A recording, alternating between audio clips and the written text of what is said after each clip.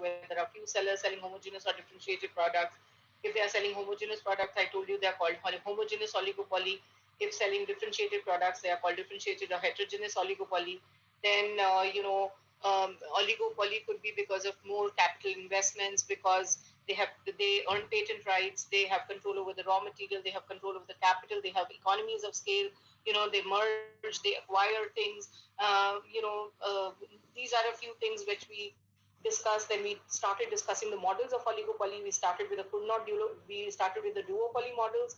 Under the duopoly models, we started the Cournot duopoly model. And I told you there are only two firms. He was a French economist, gave his model in 1838. All right, and he said that if the leading firm is making any decision, he makes decision that the other firm will not react. Bertrand came in. Bertrand gave a similar model as to that of Cournot. All right, and he gave his model, of course, another French mathematician in 1883. All right, so in the previous case, Cournot was controlling the output. This guy is controlling the prices. Then Edgeworth came in. Again, he gave a duopoly model, and it was in 1897. He was a British. Now he says that I am not going to talk about the price or the output. All right, he says, I am going to talk about both, but the rival is reacting here. Then we gave the Stackelberg leadership model, the German economist. He gave it in 1931. All right, and he says that how the leader will act, keeping in mind what the follower is going to do. Then we started with the non-collusive oligopoly models. Under the non-collusive oligopoly model, we did the Chamberlain model of oligopoly, which is also called the small group model. All right, and he says that the seller, he takes into consequence the effect of the rival firm, both the direct effect as well as the indirect effect. The direct effect, where which is resulting from the seller's own action, and the rival is not reacting at this time.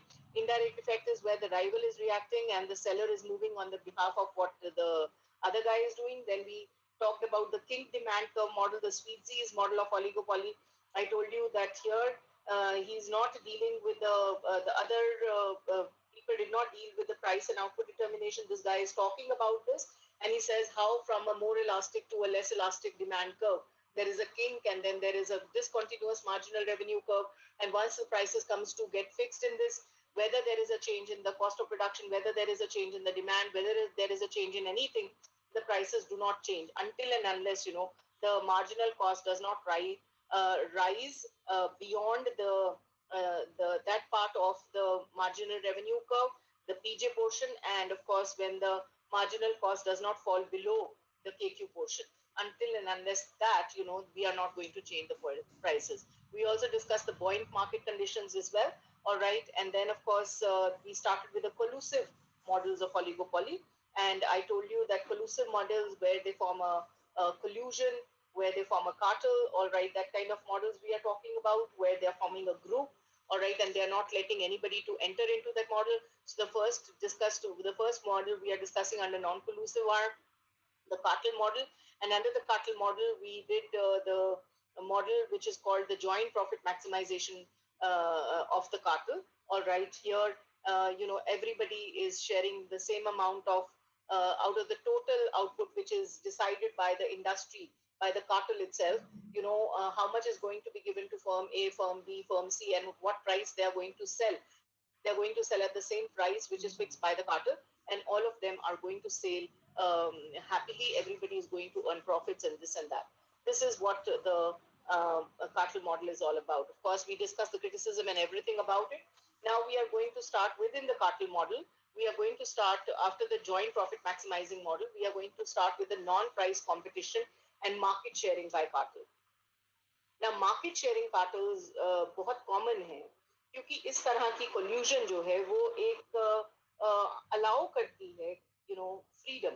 किस तरह की freedom कि we are not making homogeneous goods here. पिछले model में हम homogeneous goods बना रहे थे, यहाँ पे हम होमोजेनस गुड्स नहीं बना रहे. हम यहाँ पर डिफरेंशिएटेड गुड्स बना रहे हैं.